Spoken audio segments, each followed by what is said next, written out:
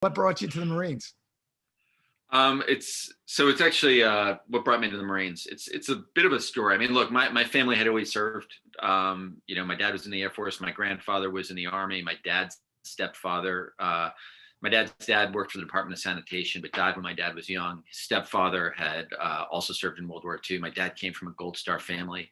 His uncle, whose photo is actually behind me, was killed when his bomber was shot down over Europe. Wow. So I grew up with all these stories, going to high holiday services and family events. They're always survivors. I'm not quite sure why a captain in the Marine Corps would lunge and jump neck into New York City politics. I'm not sure what would be worse, the hand-to-hand combat in Fallujah or New York City politics. I would go back to Fallujah in an instant. Your function, day one, if Zach Iscol is elected as controller, taking office.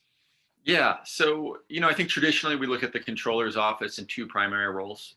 Number one is providing oversight of city agencies. It's the city's watchdog, making sure that the city is doing its job.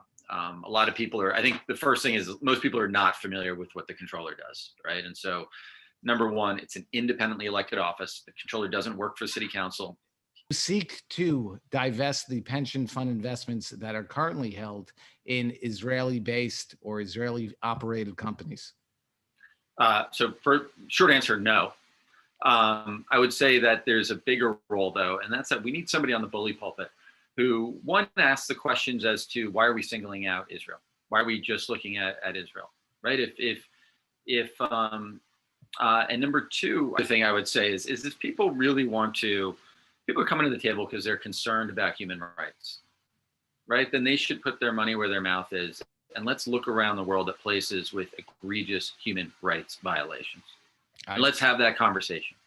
And we can have that conversation about a lot of countries around the world. Right. And let's have that conversation because look, I've spent time in a lot of really bad places around the world. I've seen very real suffering throughout the Middle East, throughout Africa.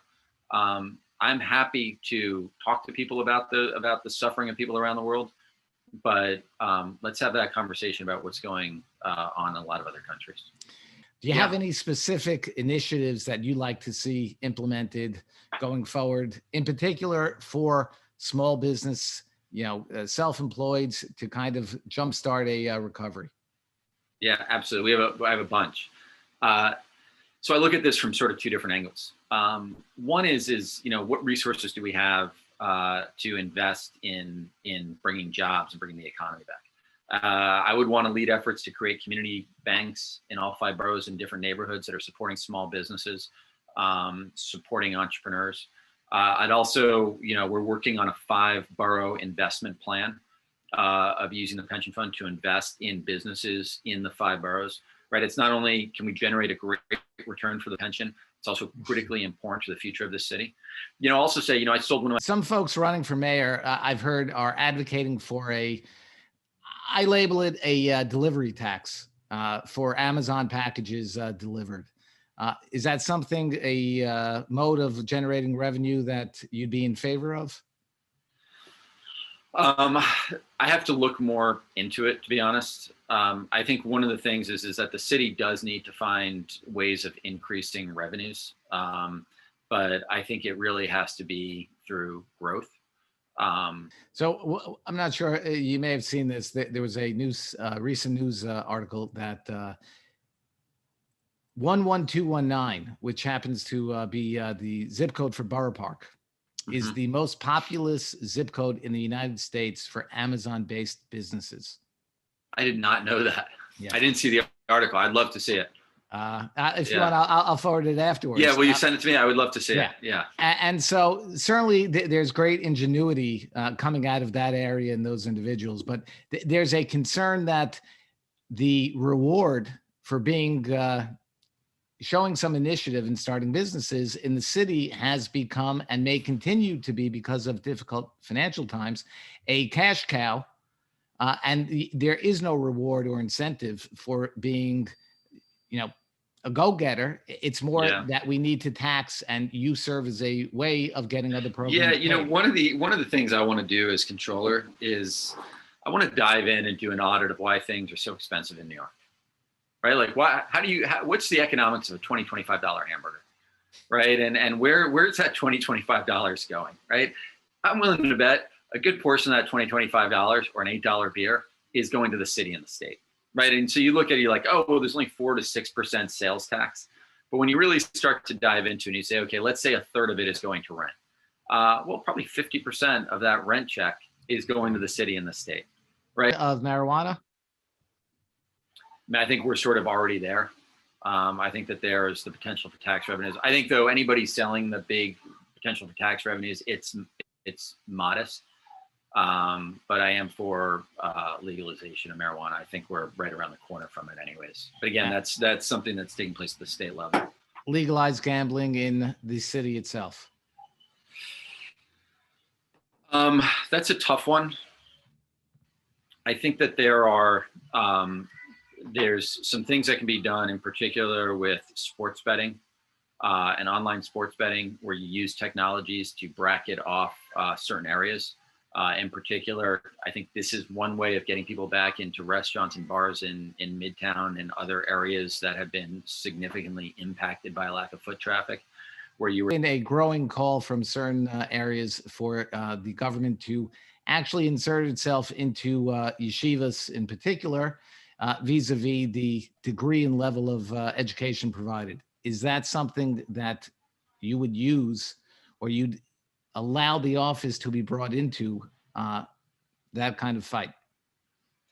Yeah, look, we're talking also, again, this is one of those things that becomes a political hot button issue.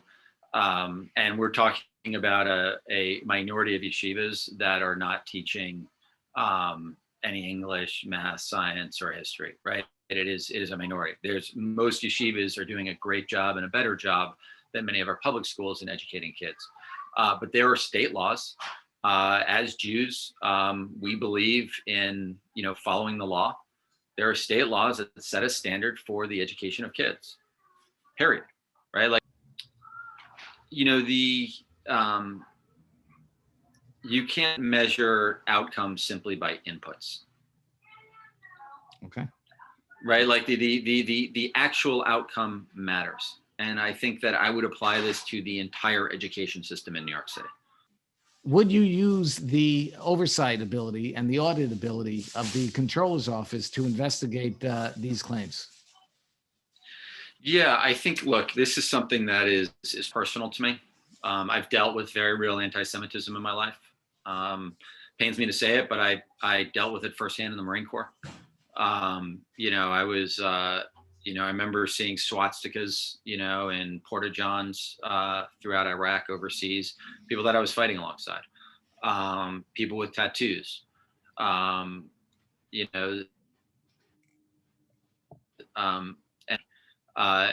nobody, whether it's because of their race, we've seen an increase in Asian American hate crimes, their religion, being Jewish, being Muslim, anybody who is targeted because of hate. Yeah, I would look into that. We always need better police. There's always room for improving any organization. I've led military units. I've made life and death decisions. I was the first officer in charge of recruiting, screening, assessment, and selection for Marine Special Operations, right? I know how to build a military unit. I know how to make sure we're recruiting the right people, training them, bringing them up through the ranks. But you can't govern by hashtag. And I think certainly in this moment of rising crime, of increasing public safety issues, now is not the time to be talking about taking police officers off the street. I've said that the Comptroller's office is a stepping stone to seek higher office in the mayor. Going all the way back, I think somebody said to Lindsay or Beam. I think you've put it in reverse. Look, I want to serve the city. That's it. And I'm not a politician. I've been in public service for 2 decades. Right? You could have dinner with any historical figure, anybody. Who would it be? Oh, geez. And just one. Just one.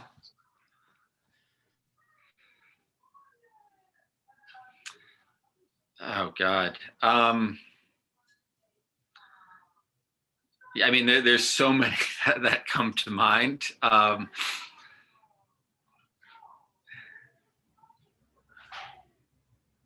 Maybe somebody like Teddy Roosevelt. I feel like that would be just a fantastic dinner.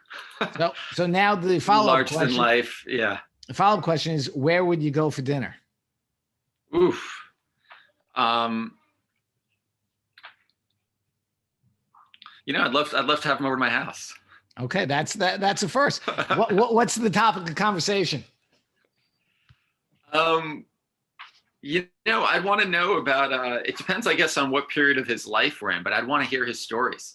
I'd want to hear about the work he did cleaning up corruption in the city. One of the reasons that he got sent down to Washington as the Assistant Secretary of the Navy is when he lost the mayor's race, he drove people so nuts rooting out corruption. He got appointed to a board whose job was to root out corruption in the city.